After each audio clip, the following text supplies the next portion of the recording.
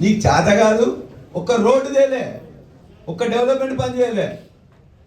ఎవరైనా మాట్లాడితే దొంగోట్లు అండి.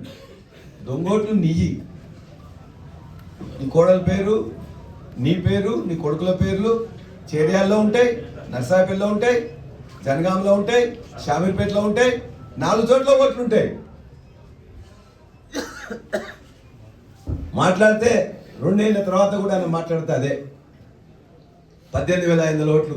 18,500 ఓట్లు దొంగ ఓట్లు ఉంటాయా? ఒక ఊర్లో 131 గ్రామాలు, 277 బూతులు. ఒక ఊర్లో ఒక ఓటు వేరే వాళ్ళది ఉంటే ఇమ్మీడియట్ గా ఈ ఊర్లో మీరు ఎట్లా వచ్చిందని చెప్పేసి అడుగుతారు. అంతేనా కిరణ్? అడుగుతారా లేదా కిరణ్? ఊర్లో అట్లుంటాయా?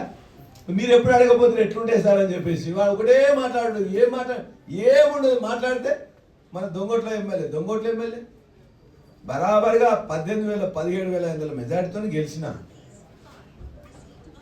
నువ్వు కనీసం సర్పంచ్ గెలవలేకపోయినావు. ఇప్పుడు మళ్ళీ అయితే 2వ సారి ఇప్పుడు కూడా సర్పంచ్ గెలవలేకపోయినావు, వార్డు సభ్యులు గెలవలేకపోయినావు. నీ ఊర్లో, నీ అత్తగారి ఊర్లో, నీ మండలంలో. ఊరు గెలవవు, మండలం గెలవవు, నియోజకవర్గం గెలవవు. నేను ఇక్కడ గెలిచిన అక్కడ గెలిచిన మాకు గెలిచిన వాళ్ళకు కణవాలుగా కప్పే ప్రయత్నం చేస్తావా?